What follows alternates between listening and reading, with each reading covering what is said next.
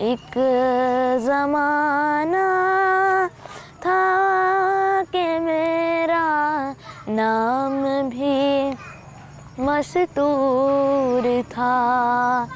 उस ज़माने में खुदा ने दी थी शोहरत की खबर, जो कि अब पूरी हुई बाद अज़ मरूरे रोज़गार। A'udhu billahi minash shaitani rajim. Bismillahir rahmanir rahim. Ndugu mpendwa mtazamaji wa vipindi vyetu katika runinga yako MTA Africa, assalamu alaikum wa rahmatullahi wa barakatuh. Ndugu, karibu katika maktaba ya Masihi. Maktaba ya Masihi ni kipindi ambacho tunaangazia sana, tunakuelimisha kupitia mafundisho mazuri ya Sayyidina Ahmad alayhi salatu wasalam, mwanzilishi wa Jumuiya ya Islamu Ahmadiyya, kupitia vitabu vyake. Na leo tutaangazia kitabu chake muhimu sana kinachoitwa Tuhfa Kaisaria. Naam, ndani ya kijitabu hiki kina mengi sana, ikiwemo kuna watu ambao walikuwa wakimtuhumu Masih Maud alayhi salatu wasalam, na tuhuma ya kwanza moja ilikuwa aliisifu sana serikali ya Kiingereza. Wacha tuone ni kwa sababu gani Masih Maud alayhi salatu wasalam alipatia Malkia Victoria zawadi hii kama muundo au picha ya kitabu. Karibu nami, siko peke yangu katika studio. Ninao wale ambao watachambua kijitabu hiki Tuhfa Kaisaria. Upande wangu wa kulia naitwa Mwalimu Muhammad Musa Uponyo Saib, na vile vile upande wangu wa kushoto anaitwa Mwalimu Mahmud Makoha Saib. Assalamu alaikum wa rahmatullahi wa barakatuh. Wa alaikum salam wa rahmatullahi wa barakatuh. Naam, nina furaha tena mmefika katika studio ili tuendelee kuelimisha yule mtazamaji apate kuelewa ni nini imo ndani ya kijitabu hiki kinachoitwa Tuhfa Kaisaria. Tafadhali, maana ya Tuhfa Kaisaria ni nini na nini, kwa sababu gani Masih Maud alayhi salatu wasalam alikiandika kijitabu hiki? Tafadhali. Bismillahirrahmanirrahim. Asante sana bwana mtangazaji kunipa fursa hii kuchangia katika kipindi hiki muhimu, kipindi maktaba ya Masih Maud alayhi salatu wasalam. Bwana mtangazaji, katika kazi zile za ushujaa alizozifanya Masih Maud alayhi salatu wasalam katika maisha yake, mojawapo ni hii kazi ya kuandika hiki kitabu Tuhfa Kaisaria, zawadi kwa Kaisari au Malkia, ambayo ilikuwa ni kazi kubwa sana bwana mtangazaji. Jukumu ambalo Masih Maud alayhi salatu wasalam alichukua kufikisha ujumbe wa dini tukufu ya Kiislamu kwake Malkia Victoria. Hii haikuwa kazi rahisi bwana mtangazaji, tukijua yale mamlaka wanayokuwa nayo watawala na ile nafasi kidogo ambayo wako nayo, ambayo huwezi mfikia kwa urahisi. Lakini Masih Maud alayhi salatu wasalam alichukua jukumu la kuhakikisha kwamba Malkia, licha ya cheo chake na mamlaka, kwamba amepata ujumbe wa dini tukufu ya Kiislamu. No. Yani hakuacha mtu yote nje ya kazi yake ya kuhubiri, uwe ni mtu wa kawaida, uwe ni mwenye mamlaka, akafikisha hiyo nafasi. Na hii ni kazi kubwa sana ambayo inabaki kama kumbukumbu katika maisha ya kila mtu, kwamba katika kipindi ambacho Malkia, na uone ile nafasi ambayo Masih Maud alichukua, ilikuwa ni nafasi mwafaka kabisa, wakati Malkia anasherekea ile Diamond Jubilee, wakisherekea ule kuadhimisha utawala wa Malkia Victoria. Basi Masih Maud alayhi salam akaona kwamba huu ndio ulikuwa wakati mwafaka wa kufikisha ujumbe wa Islam kwa huyu Malkia. Basi ndio pale Masih Maud alayhi salatu wasalam akaandika kitabu hiki kama zawadi wakati huo, wakati Malkia anafanya hizi sherehe. Na katika kitabu hiki bwana mtangazaji, ni kwamba Masih Maud alayhi salatu wasalam alieleza ubora wa dini tukufu ya Kiislamu kwa namna ambayo ni ya kipekee, na akaeleza pia ule ukweli wa Mtume Muhammad sallallahu alaihi wasallam, tukijua ni kwamba Islam pamoja na Mtume Muhammad sallallahu alaihi wasallam ndio walikuwa walengwa katika mahubiri ya dini ya Wakristo na masingasinga na kadhalika, wakitaka kuchafua hii dini, kuonekana kwamba ni dini mbovu ambayo haifai. Na tunaona kwamba athari zake zilikuwa wazi bwana mtangazaji, kwa sababu hata baadhi ya maulama au mashekhe wa Kiislamu walikuwa wanaanza kuacha Uislamu, Kwa hivyo hawa walikuwa na shabaha ya kuporomosha kabisa Uislamu. Kwa hivyo Masih Maud alayhi salatu wasalam alipata nafasi ya kueleza katika kitabu hiki kwa huyu malikia ajue kwamba Mtume Muhammad sallallahu alaihi wasallam alikuwa ni mtume wa ukweli, na akaeleza kwa namna nzuri sana. Pia katika kitabu hiki akaeleza vile tumesema uzuri wa dini tukufu ya Kiislamu, na mbali na hivyo pia alimuombea malikia. Katika kitabu hiki, kama mtazamaji wetu atakipata asome, atakuta kwamba ndani yake pia kuna maombi mazuri sana kwa ile serikali ya malikia, na labda watazamaji wajue kwamba labda ndio kwa sababu ya ile chuki au wivu kwamba wapinzani wanamtuhumu Masih Maud kwamba aliisifu sana ile serikali. Lakini namna tulivyoona katika vipindi vilivyopita na pia tutaona huko mbele ni kwamba Masih Maud aliisifu serikali kwa sababu ilitoa uhuru wa kuabudu, ikapatia kila dini nafasi ya kuhubiri mafundisho yake vizuri, ikalinda mali ya raia, kwamba mtu hakupata nafasi ya kuvuruga amani ya nchi au kuhujumu mali ya raia vile tulivyoona katika serikali zile za Singasinga na zingine. Kwa hivyo katika kitabu hiki kuna hayo maombi kwa ajili ya hii serikali kwamba Mwenyezi Mungu aizidi kuibariki na kumlinda malikia. Na pia Masih Maud alayhi salatu wasalam alieleza katika hiki kitabu akimtaka malikia kwamba atengeneze mkutano wa dini zote, aalike watu ili kila dini ipate fursa ya kueleza ukweli wa dini mbalimbali. Kwa hivyo kwa ufupi, bwana mtangazaji, haya ni baadhi ya mambo ambayo Masih Maud aliyawakilisha katika kitabu hiki kwake malikia, akifikisha ujumbe wa Islam kwake huyu malikia. Naam, asante sana kwa kueleza ni nini, ni kwa sababu gani Masih Maud alayhi salatu wasallam alikiandika kijitabu hiki. Na pia inashangaza kuwa kwa muundo wa kitabu kimeitwa zawadi. Unajua mtu akikueleza ya kuwa nakuletea zawadi, utasema ananiletea pesa, ameniletea nini, lakini hiki kilikuwa ni kitabu. Na ndani ya kitabu wale ambao wanamtuhumu Masih Maud alayhi salatu wasallam ni alimsifia sana nani? Serikali ya Kiingereza. Lakini tukiangalia yaliomo ndani ya kijitabu yenyewe kinaenda kinyume na imani ya serikali kile. Wana imani ya kuwa kuna miungu mitatu sijui nini, lakini ndani ya kitabu Masih Maud alayhi salatu wasallam alikuwa kumbe anapeana nini? Anapeana zawadi ya mahubiri.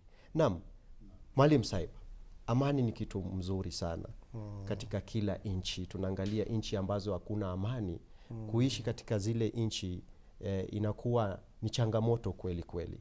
Naam, hebu eleza yule mtazamaji pale apate kuelewa. Naam. Je, Hazrat Masih Maud alayhi salatu wasalam alifundisha nini kuhusu heshima kwa mitume wa dini zingine na umuhimu wa amani yenyewe katika kijitabu hiki? Shukran jazilan ndugu mfawidhi. Jambo la kwanza tuangalie historia iliyotangulia familia ya Masihi aliyeahidiwa na Uislamu kwa jumla. Naam. Tukiangalia pale tunapata kwamba serikali zilizopita hapo awali kama serikali ya Kibaniani na ya Kikalasinga hazikupeana uhuru wa kuabudu kabisa. Hizi serikali zilikuwa zinapinga kwamba kama mtu ana dini fulani, ni kiongozi wa dini fulani, asiingie katika maeneo fulani. Kulikuwa na vikwazo vya kidini ambavyo vilikuwa vinasababisha zile serikali ziwe za dhulma kwa wafuasi na watu wa India kwa ujumla. Sasa ulikuwa ni wakati mzuri ambao Sayyidina Ahmad alayhi salatu wasalam kwa mtazamo wake akaona kwamba hii serikali ya ufalme wa Malkia ilikuwa imeleta uwiano wa kidini, jambo la kwanza. Alafu la pili, ilileta ule uhuru wa kuabudu. Sasa akatumia fursa hii ambayo ilikuwa ni fursa ya ile sherehe ya Malkia ya kusherehekea Jubilee. Akaona kwamba ni wakati muhimu wa kumpatia ile zawadi, na zawadi aliyopeana ilikuwa ni zawadi kwa sura ya kitabu, na hiki kitabu maudhui yaliyokuwa ndani yake ndio ulikuwa ujumbe ambao aliuita zawadi. Sehemu ya kwanza ya ujumbe wake ilikuwa ni kwamba alimweleza Malkia kwanza akishukuru kwa ule utawala wake wenye kujali maslahi ya madhehebu yote. Akashukuru. Na mara nyingi ukianza kumwahadhiri mtu kwa shukrani, hata kama maudhui yatakayotokea baadaye atakuwa na mchuna kidogo, atakuwa mvumilivu. Atakuwa mvumilivu.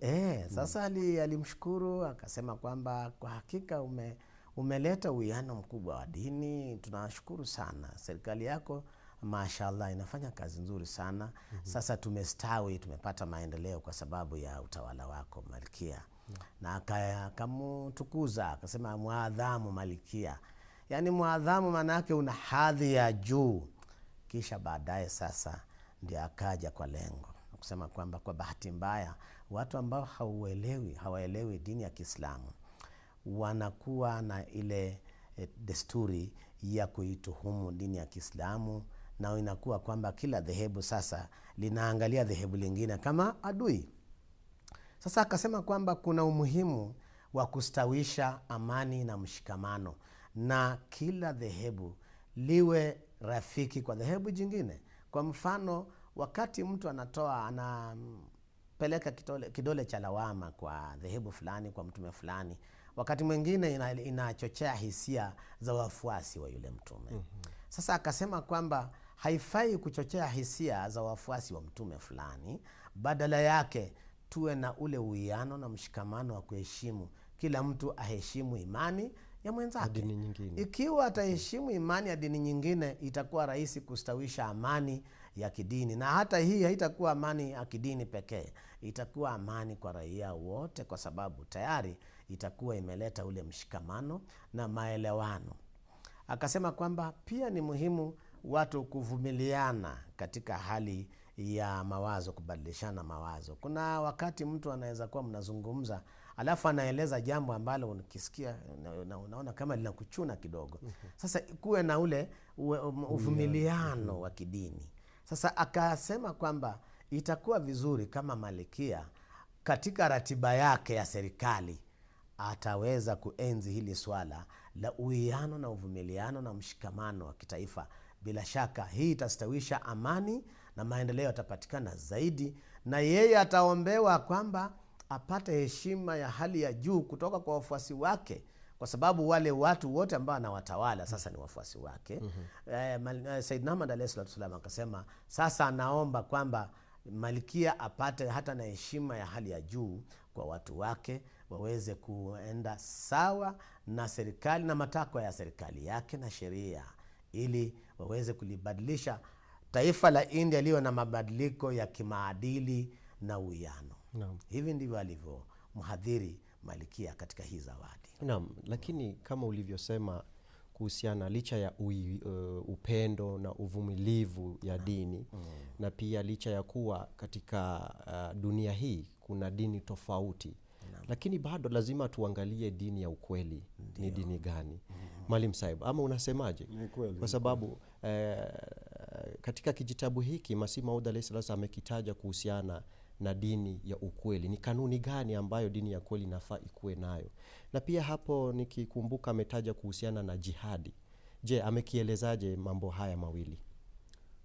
Bwana mtangazaji, ni kwamba Masih Maud alayhi salatu wasalam, njia ambayo alichukua kuhubiri ni njia ya kiuadilifu sana, na tukijua kwamba Mtume sallallahu alaihi wasallam alikuwa ameshatangaza katika mojawapo ya hadithi zake ni kwamba Imam Mahdi atakuwa ni hakimu mwadilifu.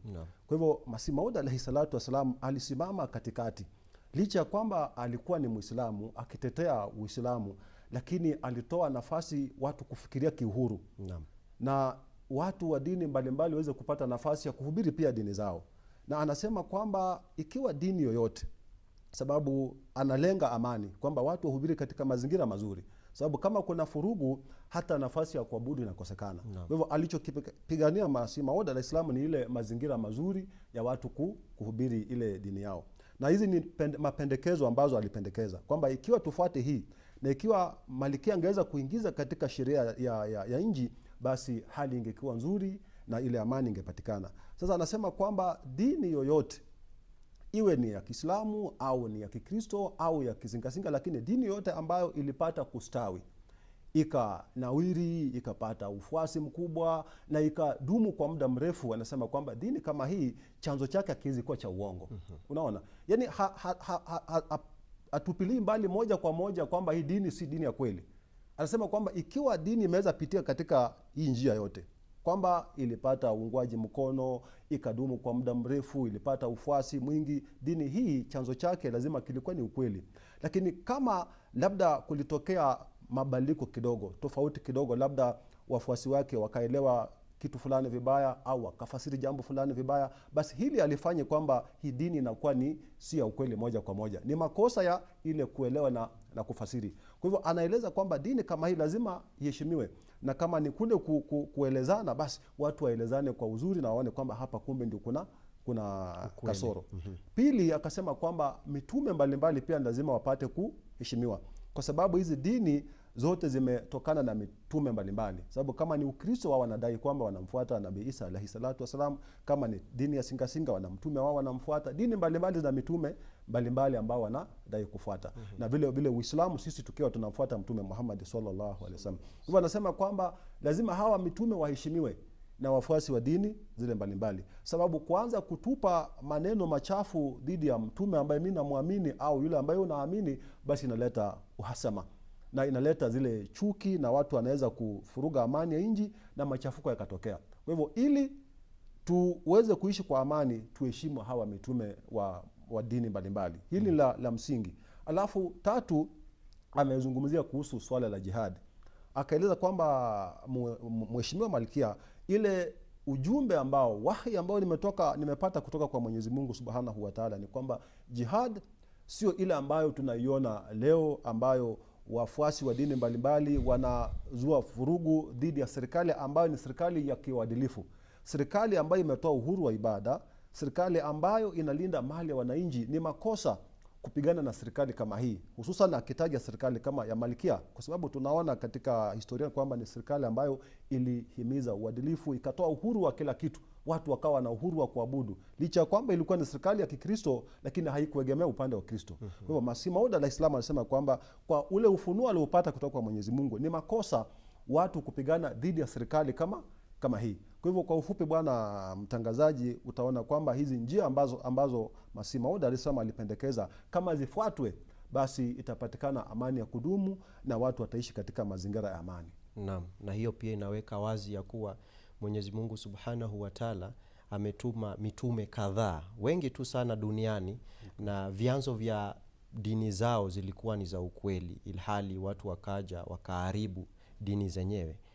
Kwa mfano tukiangalia Uislamu, hapo awali wakati wa Mtume Muhammad Mustafa sallallahu alaihi wasallam ilikuwa imesimama kidete kufuata zile sheria za Kiislamu za Qur'ani, hadithi na Sunna, lakini tukiangalia wakati mwingine ikaharibika. Sasa hiyo ndipo Masih Maud alayhi salatu wasallam naye akafika kuiweka Waislamu na dini zingine sawa. Asante sana Mwalimu Saib. Naam. Kama vile ulivyokuwa naeleza kuhusiana na amani, kama ipo basi kila kitu inakuwa sawa. Hebu tueleze, Masih Maud alayhi salatu wasallam amesema kwa mujibu maandiko haya ya kitabu hiki, ni jinsi gani alionyesha kwamba utawala wa haki, na sio tu wa haki, utawala wa haki na baraka unaweza kusaidia maendeleo ya kiroho na maadili. Sayyidna Ahmad alayhi salatu wasalam alisema wazi kwamba, akamwambia Malkia, akamwambia kwamba iwapo utawala utakuwa wenye kujali maslahi ya raia wake na kusambaza zile kanuni ambazo zinatawala vizuri kati yao, hii itakuza maadili mema kati ya raia wote. Mbali na kuwa na maadili mema, kila mmoja atakuwa na nafasi ya kuona ruwaza yake ikifanya kazi, yani maono alionayo kwa ajili ya maisha yake ya kiroho itafanya kazi, kwa sababu sasa tayari Malkia ameombwa kwamba atangulize kuweka mbele haya maslahi na maadili ya raia. Jambo lingine ambalo alisema kwamba ni kwamba mafundisho ya kidini, iwapo dini itafundisha na kueneza yale mafundisho yaliyo mazuri ya kiuadilifu, basi nchi nzima itapata mabadiliko. Kwa hivyo wakati tunatamani kwamba tuwe na mabadiliko ya kimaendeleo, mabadiliko ya kimaadili, mabadiliko ya kindugu katika maisha, basi inategemea kwamba msingi wa imani husika ni wa aina gani. Kwa hivyo Sayyidna Ahmad alayhi salatu wasalam alimnasihi Malkia kuweka mikakati ya kuweka miundo msingi ya kuleta uadilifu wa kidini, na akasema kwamba ikiwa kutakuwa na huu uadilifu wa kidini, basi utakuta kwamba hakuna dini itaibua hasira dhidi ya dini nyingine na walete hali ya kutoelewana na ugomvi kuibuka kati yao. Akasema kwamba kuibuliwa hisia kali kati ya dini na nyingine kunasababishwa na dini husika kutoelewa kanuni zake. Akasema kwamba dini ya kweli ni ile ambayo itafundisha kanuni za uchamungu kwa watu wake na kustawisha zile kanuni miongoni mwa watu wake wote. Akasema kwamba ule ugomvi ambao huzuka mara kwa mara kati ya watu inategemea kwamba wameanza na msingi upi katika kuwapelekea kilele hicho. Akasema kwamba ili kuepusha hii hali ni kule kuhubiri amani na mshikamano na ustawi wa taifa nzima kwa ujumla. Akasema haya yakifikiwa, basi shabaha ya taifa bora la India itapatikana katika mustakabali wao wa kiroho. Kwa hivyo alisema kwamba jinsi ambavyo wanafundisha maadili na mshikamano wa kiroho, ule mshikamano wa kiroho unakuja moja kwa moja kwenye vitendo vyetu, na ukishafika kwenye vitendo vyetu, sasa mabadiliko yanapatikana yale ya moja kwa moja na nchi inastawi, inaendelea vizuri. Asante sana Mwalimu Saib kwa kueleza mambo hayo. Na pia tunaona katika kila dini utapata Mkristo anatupa mawe kwa Muislamu, Muislamu anatupa mawe kwa Mkristo. Hii haileti heshima, hii haileti maadili mazuri. Lakini katika kijitabu hiki pia Masih Maud alayhi salatu wasalam ameeleza anavyoshikilia yani heshima ya maadili ya kitume. Je, ameelezaje kuhusiana na heshima ya Masih ambayo ni mwana wa Mariamu, Yesu Kristo? Bwana mtangazaji, kwa ufupi sana ni kwamba Masih Maud alayhi salatu wasalam hakuacha nafasi yoyote ya kumhubiria Malkia Victoria, bali akafikisha ule ujumbe ambao alikuwa anataka ufikie Malkia, na hata akamuomba kwamba naye pia awe ni chombo cha kusaidia kufikisha ujumbe ule. Na alimueleza kwamba kwa njia ya kiroho, kwa njia ya kimaono, kashfi, kwamba Mwenyezi Mungu amemweleza kumhusu Nabii Isa alayhi salatu wasallam kwamba alikuwa ni mtume wa kweli, na alikuwa ni mcha Mungu, na alikuwa si mtoto wa Mungu, bali alikuwa ni mtume. Kwa hivyo Masih Maud alayhi salam akamweleza vizuri Malkia kwamba haya mambo ya kuona kashfi au ruya ni mambo ambayo hayapatikani hivi hivi na kila mtu, bali kwa wale ambao wananyenyekea mbele ya Mwenyezi Mungu na wanakuwa ni wateule wa Mwenyezi Mungu. Kwa hivyo anamhakikisha kwamba kwa ufunuo Mwenyezi Mungu alimjulisha kwamba Yesu ni mtume mkweli, kinyume na zile fujo na nini za baadhi ya watu. Alafu alikuwa si mtoto wa Mungu, wala hakuwa Mungu, bali alikuwa ni mtume. Kwa hivyo akamtaka kwamba nawe Malkia kwamba fikisha hii ujumbe, basi watu wanaweza pokea ile habari yake kwa urahisi. Na mbali na hivyo akamtaka kwamba aitishe mkutano, apange mkutano mkubwa wa dini zote ambako mambo kama haya yataelezwa watu, ili wapate kufahamu asilia kwamba Yesu alikuwa ni mtu wa aina gani. Kwa hivyo kwa ufupi, bwana mtangazaji, Masih Maud alayhi salatu wasalam alifikisha habari wasiwasi kwa Malkia Victoria bila uoga wote. Asante sana. Huyu Malkia alikuwa ni Mkristo, na Masih Maud alisimama kidete sana kumueleza imani nzuri ya dini ya Kiislamu ambayo ilikuwa ni mahubiri ambayo inafaa pia sisi tuyafuate. Naam, lakini tunapata ya kuwa mtandao uko na macho wazi na inafanya sisi tunaona mengi sana. Makasisi wamepotosha watu, kama kwa mfano miujiza ambayo zinafanyika makanisani unaziona na macho. Hebu tueleze kuhusiana na tofauti kati ya mafundisho mema na mafundisho haya ya makasisi ambazo zimeathiri imani za watu, ambayo Masih Maud alayhi salatu wasallam amekieleza katika kijitabu hiki. Tafadhali. Katika kijitabu hiki swala hili ambalo Masih Maud alieleza lilikuwa kwamba makasisi wa Kikristo walianza kupotosha mafundisho, na walipoanza kupotosha mafundisho ikawa hayaendi sawa na amri ya Mwenyezi Mungu. Mathalan, wakieleza kwamba mtu ukipigwa shavu moja, geuza shavu la pili tena upigwe. Hii inamaanisha kwamba sasa hakuna msamaha utakaopatikana, kwa sababu yule aliyepigwa shavu aongezwe kupigwa shavu la pili. Basi ni dhulma kwake, na wale watu wake hawataacha, watasema kwamba mtu wetu anadhulumiwa.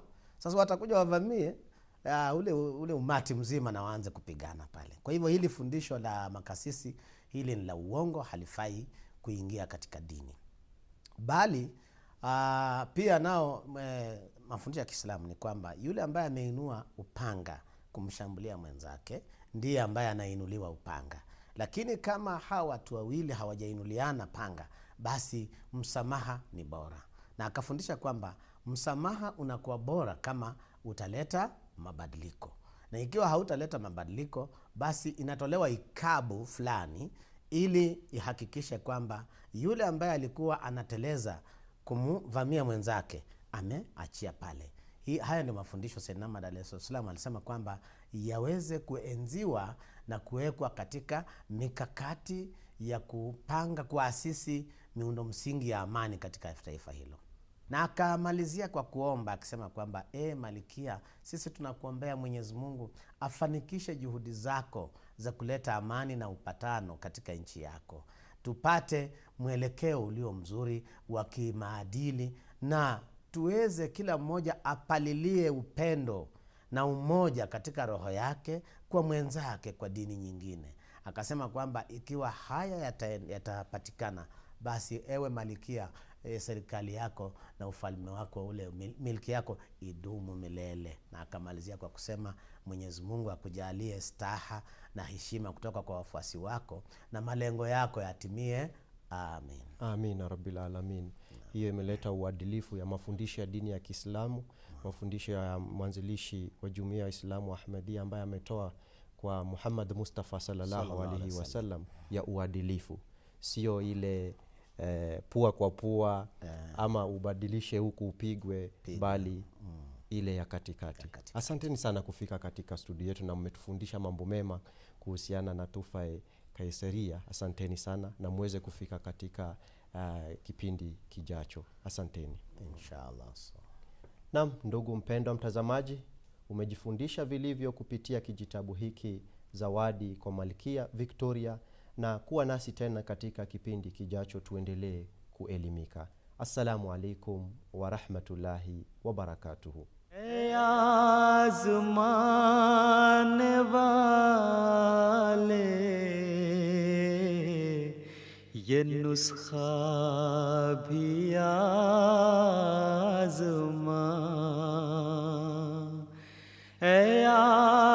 आज़मान वाले ये नुस्खा भी आज़मा।